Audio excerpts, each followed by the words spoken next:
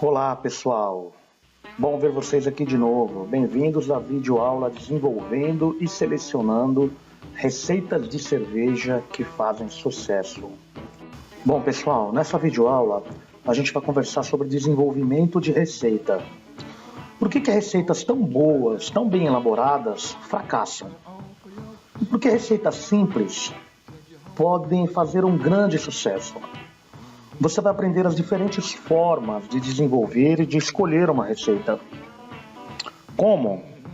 De uma forma diferente, saindo dos métodos tradicionais e convencionais que ensinam a escolher ingredientes e priorizando a visão do produto final, cliente final. Bom, eu escrevi cliente final entre aspas porque é o seguinte, porque muitas vezes o cliente final é você mesmo, né? O objetivo de uma receita muitas vezes é o consumo próprio. A gente vai falar sobre isso mais na frente, tá legal? Bom, antes de nós iniciarmos, pode ser que você não me conheça, então eu vou me apresentar bem rapidinho. Meu nome é Giancarlo Nicola Vitali, eu sou beer sommelier e mestre cervejeiro graduado na Alemanha. Sou fundador do programa Cervejeiro Expert, onde eu acredito que qualquer pessoa pode se tornar um expert em cervejas. Sou químico industrial de formação, tecnólogo em malte e cerveja, gestor de produção especializado em indústria de cerveja e bebidas em geral. Também sou administrador de empresas. Atualmente, além de consultor, palestrante e diretor da Serva da Zona da Mata, eu divido meu tempo à frente de uma cervejaria onde eu sou sócio e que produz mais de 40 receitas diferentes de cerveja para mais de 30 cervejeiros ciganos. E também a compartilhar conhecimento com os amigos cervejeiros no portal do Cervejeiro Expert. Nas horas vagas, eu gosto de beber cerveja, fazer churrasco e de pescar. Bom, muita gente me pergunta, Giancarlo, por que você está fazendo isso? Por que você está passando esse conhecimento, dividindo esse conhecimento? Bom, durante muito tempo, eu cansei de ver amigos cervejeiros, caseiros, não saberem por onde iniciarem na hora de criar suas próprias receitas. Então, sem muito conhecimento e sem alternativa, é comum utilizar as inúmeras receitas fornecidas pelos vários sites de vendas de insumos. Não tem nada de errado nisso, as receitas que os sites oferecem são boas, funcionam. O problema é que os sites não ensinam como elaborar a receita. E você fica engessado na compra de insumos daquele site ou de outro site. E você não sabe como melhorar e refinar aquela receita que serviu muito bem de referência para você iniciar a sua abraçagem com um determinado estilo definido.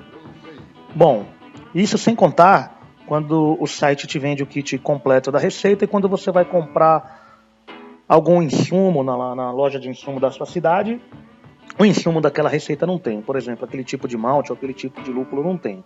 E aí você é obrigado a substituir, e aí você perde a referência da receita e não sabe mais como agir. Então vamos lá. E a sua receita? Como que ela pode nascer? Por isso eu resolvi ajudar com essa videoaula, tá? Para que você não fique refém do copyright de receitas que existe na web, para que você aprenda a substituir os insumos da sua receita, para que você aprenda a elaborar e a escolher as suas próprias receitas. Tá legal? Então vamos lá. Como nascem as receitas? Qual o ponto de partida para nascer uma receita? O ponto de partida é uma coisa muito importante, é o principal na implementação de toda e qualquer ideia nova. E uma receita de cerveja, ela pode surgir de várias formas. Ela pode surgir pela preferência de um determinado malte, uma preferência de uma determinada levedura, preferência por um determinado lúpulo. Ela pode nascer da reunião com os amigos. Eu separei aqui, eu agrupei aqui 3 formas de desenvolver receita, de como as receitas nascem. O caminho da informalidade e prazer, o desenvolvimento convencional e o caminho inverso, uma proposta diferente que quase ninguém ensina, é o que você vai aprender hoje. Às vezes, algumas pessoas até fazem de forma inconsciente. A gente vai falar sobre sobre esses 3 caminhos. O caminho informal, ele acontece com mais frequência entre os cervejeiros caseiros menos experientes, entre os cervejeiros caseiros que estão iniciando, que são apaixonados pelo homebrew, e normalmente o homebrew para eles é um hobby. O caminho informal pode ser resumido em 4 passos. Passo número 1, reunir a galera em casa.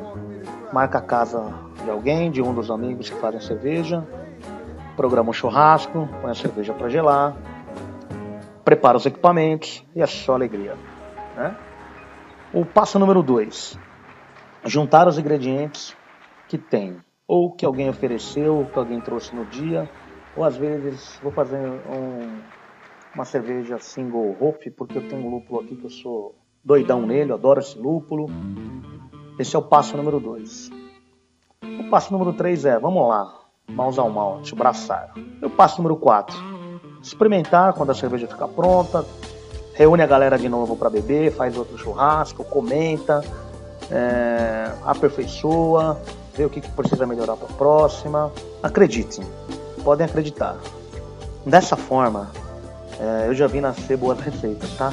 Não é o método ideal, mas acontece, na prática existe isso. Eu tenho certeza que tem muita gente me ouvindo que, se não faz assim, já passou por isso. Esse é o método mais difícil, esse é o método mais demorado, mas é um método muito prazeroso, de tentativa e erro. E depois de um tempo, e depois de algum investimento em insumos, podem ser criadas, podem nascer receitas muito boas. Mas vamos para o próximo caminho. O desenvolvimento convencional de receitas é o segundo caminho que a gente vai falar aqui. É o mais utilizado, é o mais conhecido. Ele é um roteiro básico que a maioria dos cursos, blogs, cervejeiros caseiros mais experientes ensinam. E ele se resume em 7 passos. Passo número 1, defina e estude o estilo a ser produzido. Passo número 2, escolha os ingredientes pertinentes a esse estilo. Passo número 3, calcule a receita, o tamanho do lote, de acordo com o seu equipamento. Você pode usar um software para isso.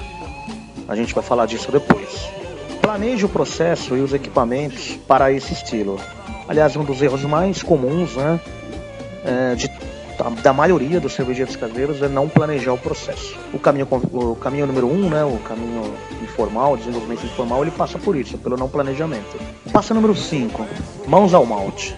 Execute a abraçagem e cuide bem do processo até o final. Passo número 6, submeta a cerveja ou o chopp à avaliação de especialistas e revele a eles a proposta inicial da receita. Passo número 7, junte e analise as avaliações para comparar com a proposta inicial e aprimorar o resultado para as próximas braçagens. Bom, a gente vai falar de cada ponto desse depois que a gente olhar o caminho número 3.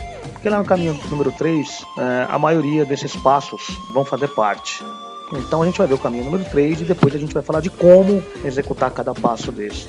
O caminho 3, o terceiro caminho para você desenvolver uma receita ou escolher uma receita é uma proposta diferente. Eu acredito que qualquer pessoa é capaz de desenvolver uma receita matadora e de sucesso, de uma forma rápida e assertiva, com baixo custo e alta performance. A grande sacada para isso é muito simples. É mentalizar e descrever a cerveja antes de pensar na receita, no estilo e no processo. Ou seja, antes de pensar em qualquer coisa, mentaliza e descreva a cerveja ou o chopp no copo. Acreditem, receitas famosas e de muito sucesso seguem alguns passos simples antes de serem elaboradas e que eu vou revelar agora para vocês. São 3 os passos simples que você deve observar antes de iniciar a sua receita, antes de iniciar a elaboração da sua receita.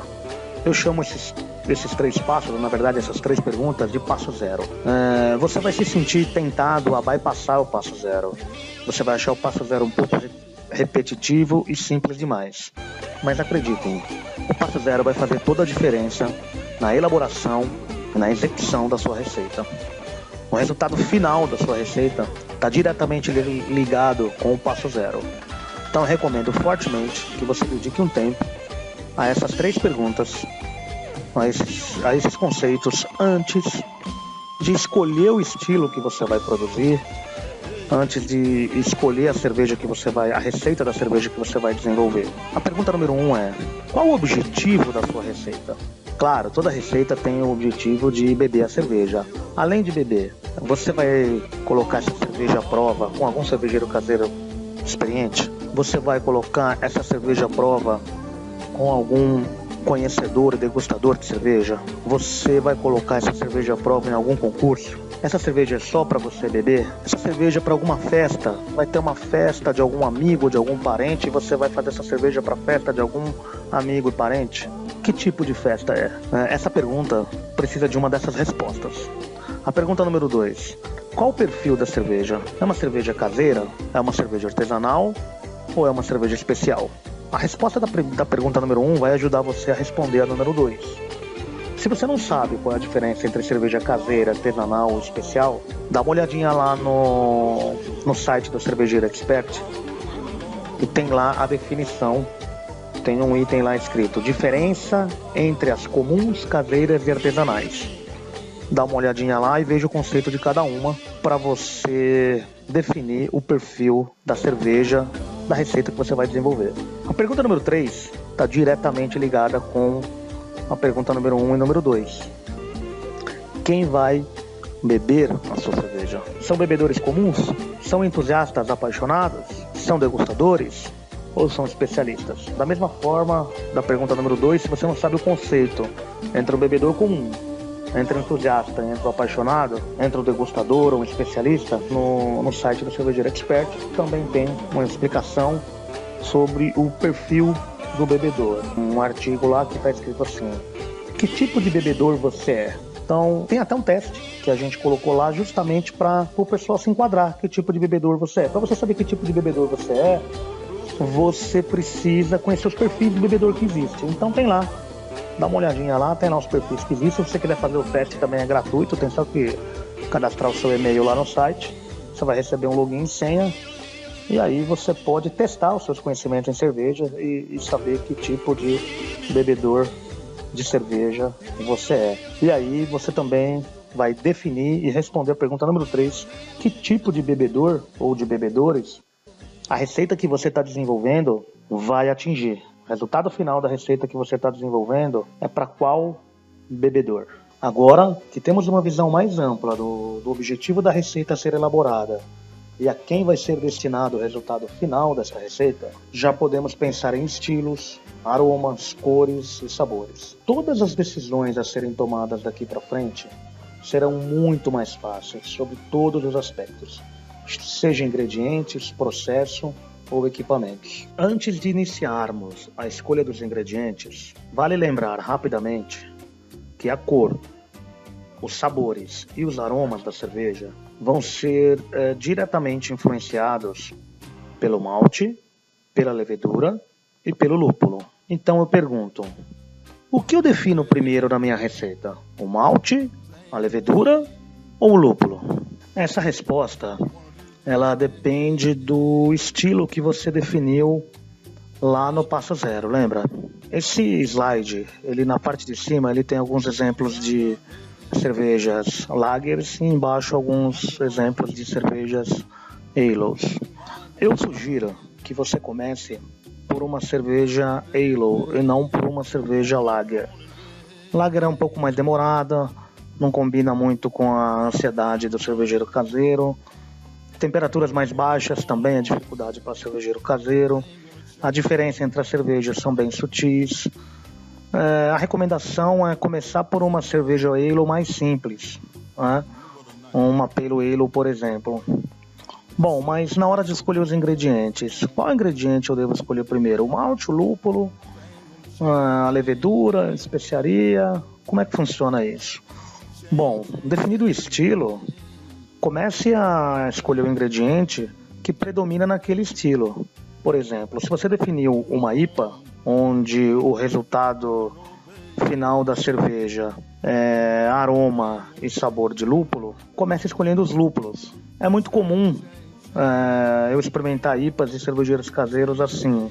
Olha, eu fiz uma IPA, experimenta, aí você vai ver, ela tem uma pegada de malte muito boa. O cara utilizou um malte muito bom para fazer aquela IPA. E aí acaba desequilibrando com o lúpulo. O malte acaba se sobressaindo sobre o lúpulo. A cerveja não fica ruim, mas ela fica fora da proposta. Isso é uma coisa muito comum. É bem mais fácil e a probabilidade de você acertar a mão na receita é bem maior quando você define primeiro o ingrediente que predomina no estilo que vai ser produzido. E não é difícil fazer isso. Deixa eu contar uma coisa para vocês. Lá na fábrica onde eu trabalho, normalmente a gente recebe visitas e tem degustação. Aí eu pergunto pro visitante: você quer provar uma cerveja? Ele fala: sim, quero. O que você tem? Eu falo: olha, tem 35 estilos em tanque. O que você gosta mais? Normalmente a pessoa não sabe por onde começar. E aí eu dou a seguinte introdução para a pessoa: você gosta mais de lúpulo? Você gosta mais de levedura? Ou você gosta mais de malte?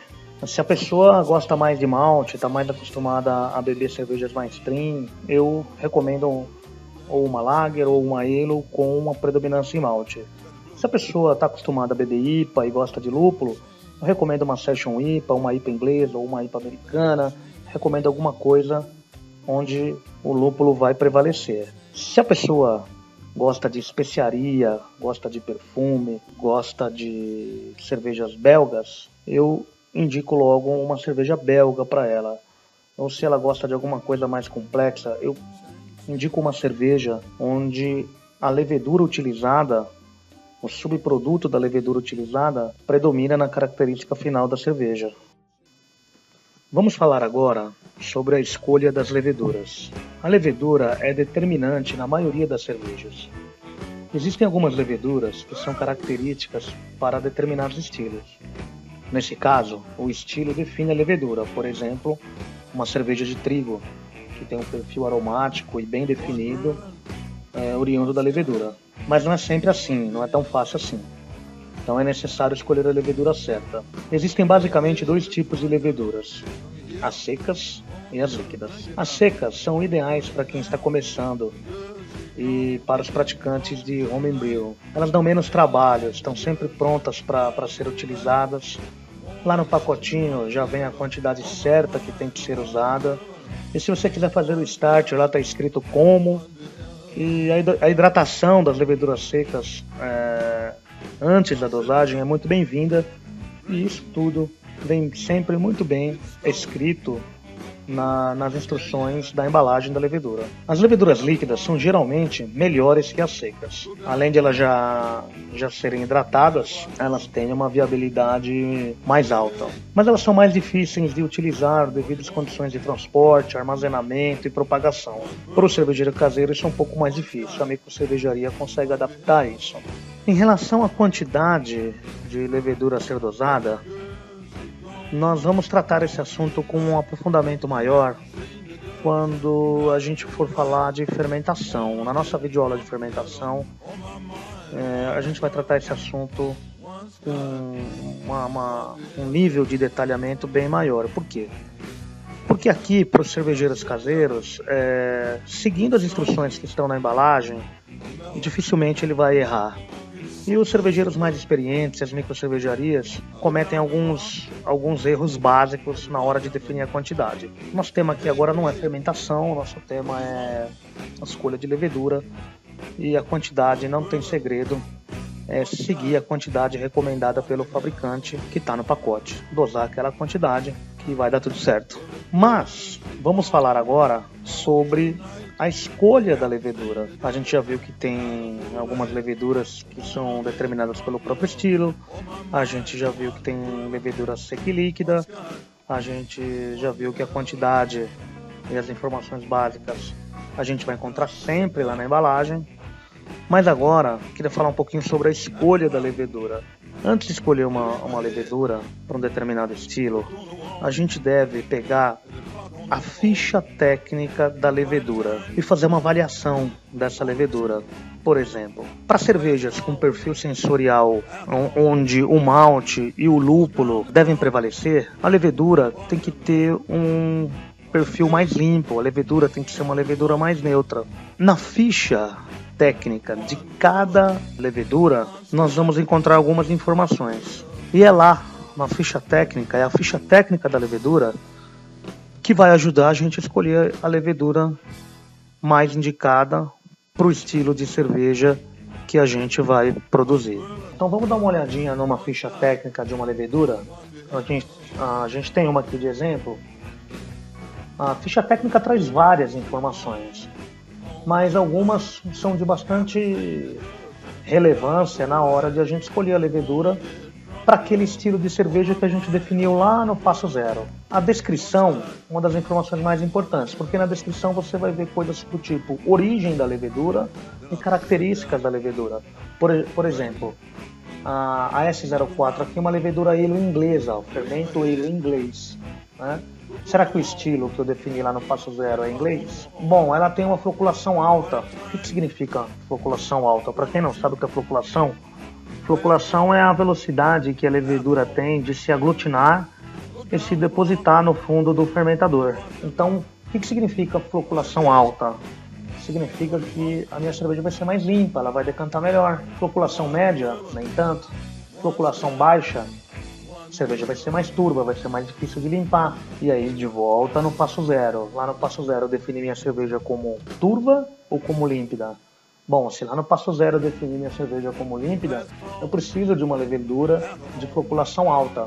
Açúcares residuais, mais conhecido como atenuação. Bom, para quem não sabe o que é atenuação é o percentual de açúcar que a levedura tem capacidade de converter.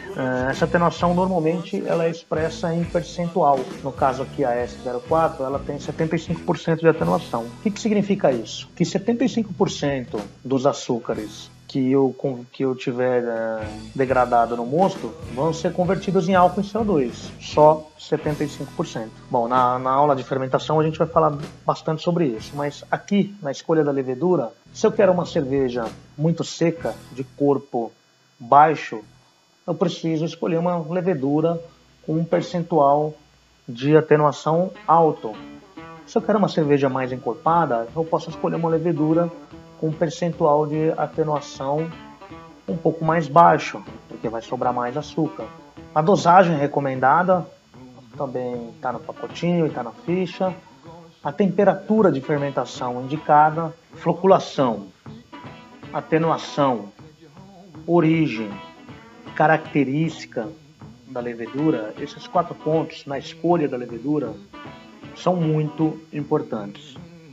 Um fator também muito importante é a resistência ao álcool da levedura. Cervejas mais alcoólicas exigem leveduras que sejam mais resistentes ao álcool. Tem outras informações na ficha técnica que estão ligadas à utilização da levedura, não à escolha no desenvolvimento de receita, mas à utilização, como a temperatura de fermentação, a dosagem recomendada, a validade, o armazenamento. São informações importantes da ficha técnica ligadas à utilização da levedura. Mas, na hora de escolher a levedura para desenvolver uma receita, a origem, o estilo mais adequado, as características, a atenuação, a floculação, a resistência ao álcool, são informações que estão diretamente ligadas ao passo zero, quando você definiu a cerveja, e vão ajudar você a escolher a levedura mais adequada para a receita que você está desenvolvendo. O quadro abaixo ele mostra um resumo de algumas leveduras, a título de exemplo, algumas leveduras da Fermentos, e uma descrição, uma descrição indicando para que tipos de cervejas ou para que estilos essas leveduras são mais apropriadas e as temperaturas iniciais de fermentação de cada levedura. Bom, isso é muito pouco. E aí tem poucas leveduras, essas informações estão bem espalhadas na internet. Para facilitar a vida de todo mundo, eu criei uma ferramenta de ajuda para você escolher a levedura. Se ela ainda não está disponível no site lá, é uma questão de dias.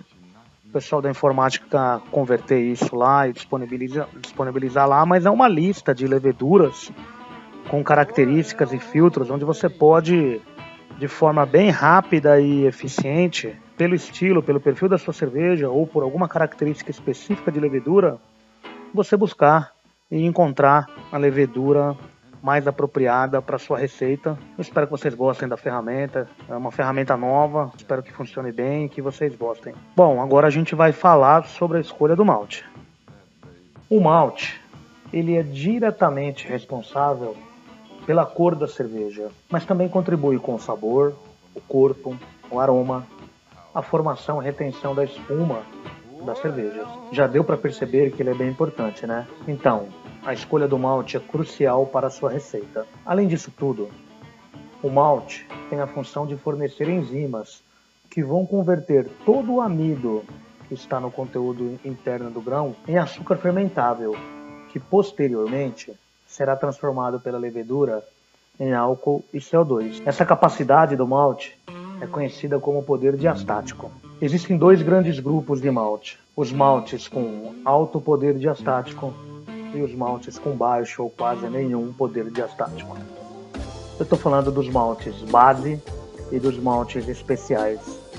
Os maltes base, como o Pilsen, o Pale Ale, e os maltes especiais. Bom, nessa categoria de malte especial entram desde os maltes tostados, como o Biscuit, Munique, Melanedina, como também os maltes caramelo, o cara 20, o cara 60, o cara Hell, o Carapa, o cara Red, Especial B, etc. Os maltes torrados são feitos em maltes especiais, os maltes chocolate, cevada tostada, o malte black, enfim. Os maltes especiais servem para introduzir mais complexidade para a cerveja, mais corpo, servem para uma melhor formação e retenção de espuma, mais cor. Esse é o papel dos maltes especiais. E o papel do malte base é mais poder diastático, mais enzima, mais açúcar fermentível no final da mostura. É fácil entender por que os maltes especiais têm menos poder diastático. O poder diastático vem das enzimas. E quando, durante o processo de malteação, é trabalhado as características dos maltes especiais, mais caramelizados, mais tostados, mais torrados, as enzimas são destruídas, são danificadas durante esse processo. E aí você acaba perdendo nos maltes especiais o poder diastático e ganhando no malte especial outros poderes, trabalhando outras questões no conteúdo interno do grão. Mas isso não é ruim, porque a proporção que a gente utiliza de malte base ela é bem superior à dos maltes especiais. Em média, 75 a 80% de qualquer receita é um malte base e 20 ou 15% da receita são maltes especiais. Isso depende muito do tipo do malte. A quantidade de malte que deve ser utilizada em cada receita está diretamente ligada à quantidade do lote que vai ser produzido. E isso nós vamos tratar de uma forma bem mais aprofundada na nossa videoaula sobre braçagem. Na videoaula sobre braçagem, a gente vai explicar detalhadamente todos os cálculos da braçagem e toda essa questão de quantidade de receita. Porque cada receita é de um tamanho, né? Temos receita para 20 litros, temos receita para 100 litros, temos receita para 1000 litros, enfim.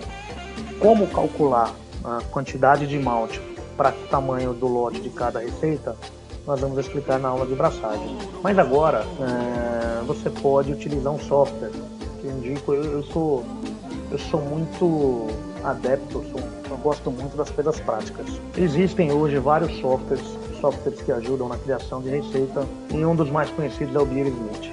O Beer Smith ele é gratuito por 21 dias e depois você paga, parece que $27, até menos de R$100. E o software realmente é muito bom, muito prático para você determinar as quantidades de lúpulo, determinar as quantidades de malte, para você comparar os parâmetros, densidade inicial, final, álcool, IBU, enfim. Em breve a gente vai falar só sobre Beer Smith. Tem outros softwares também que não são pagos, você encontra na internet, que também ajudam a criar as quantidades. Mas em breve a gente vai ter um fórum de treinamento e um tutorial do Beer Smith para facilitar essa parte para vocês, tá bom? E falando em facilitar, a gente criou uma ferramenta de escolha de malte. Então é uma ferramenta que você pode acessar lá no site do Cervejeiro Expert. É uma ferramenta onde você, através de filtros, você vai poder escolher o estilo de cerveja que você quer fazer e buscar os maltes nas proporções corretas para aquele estilo de cerveja. Ou você pode buscar alguma característica específica da cerveja e achar os maltes que são mais apropriados para aquela característica de cerveja. Vai funcionar mais ou menos assim, ó. Bom, agora vamos falar da escolha dos lúpulos, que é uma oportunidade enorme para muitos estilos de cerveja. Bom, existem alguns tipos de lúpulo, né? O lúpulo se apresenta de algumas formas. Você pode usar lúpulo em pellets, pode usar lúpulo em flor, pode usar lúpulo em extrato, pode usar lúpulo isomerizado, que é o extrato do extrato. Enfim, o lúpulo em flor, ele é o mais in natura possível. O lúpulo pellets é a industrialização do flor. O lúpulo extrato é mais industrializado que o pellets. E o lúpulo isomerizado é mais industrializado que o extrato. Ou seja, quanto mais industrializado, mais refinado, maior é a qualidade do lúpulo, maior é o rendimento e maior é o preço também. O lúpulo é uma excelente oportunidade de você deixar cervejas muito aromáticas, porque existem diversas variedades de lúpulo, mas também é a oportunidade que você tem de deixar sua cerveja bem cara, porque o lúpulo é uma matéria-prima cara. Embora você utilize pequenas quantidades, ele é caro. Bom, o lúpulo tem duas funções principais, amargor e aroma.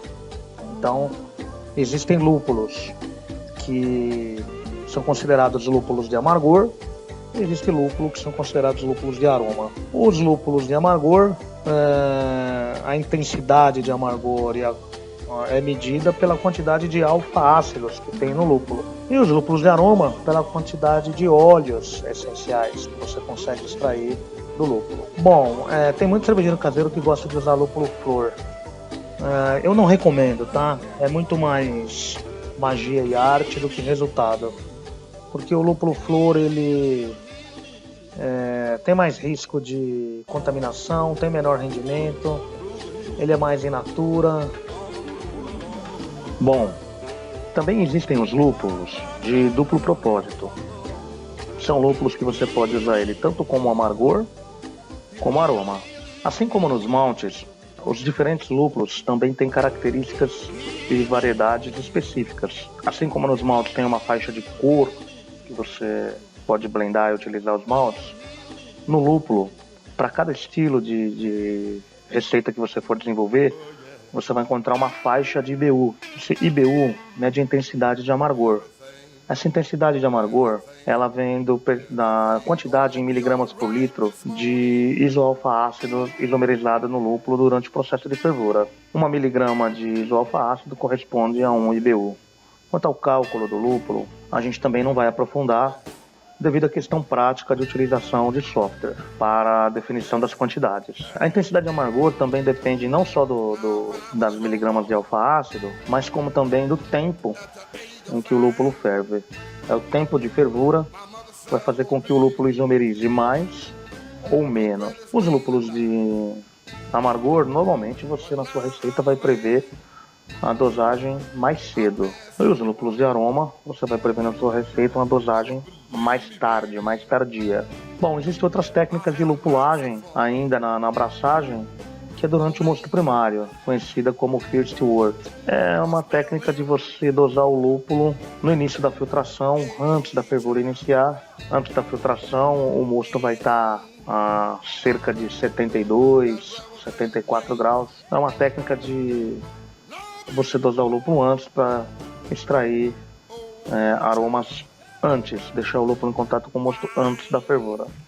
Existe uma outra técnica de lupulagem a frio, bem conhecida aí nas IPAs e Session IPAs e outras cervejas, que é a de dry hopping. Consiste em você jogar o lúpulo, cerca de 3 a 5 gramas por litro, ao final da fermentação e deixar de 3 a 5 dias para extrair os óleos essenciais e conferir para a cerveja um aroma característico daquele lúpulo.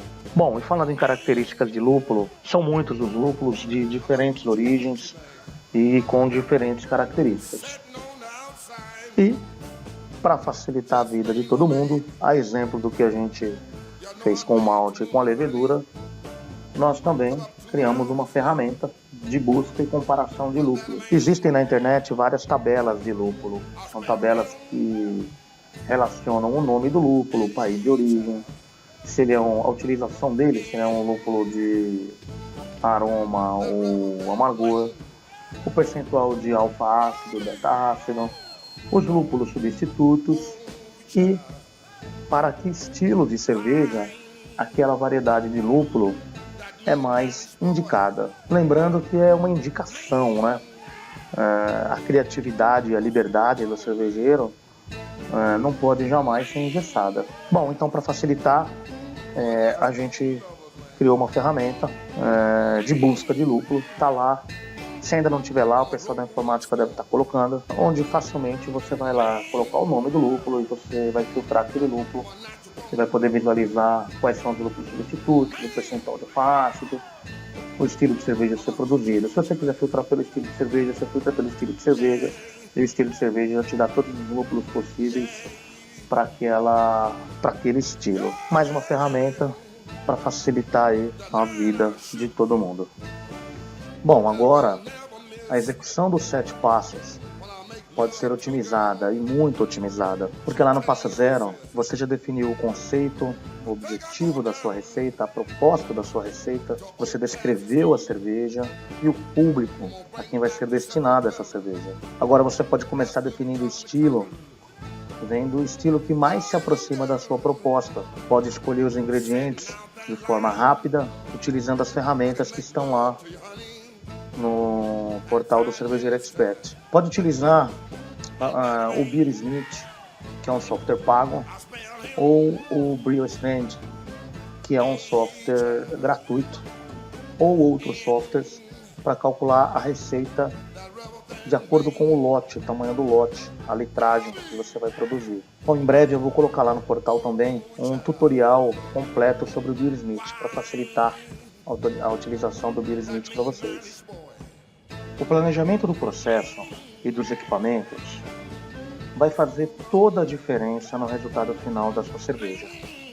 Então, não bypasse essa etapa. Planeje o processo detalhadamente com 1 ou 2 dias de antecedência. Escreva todas as etapas.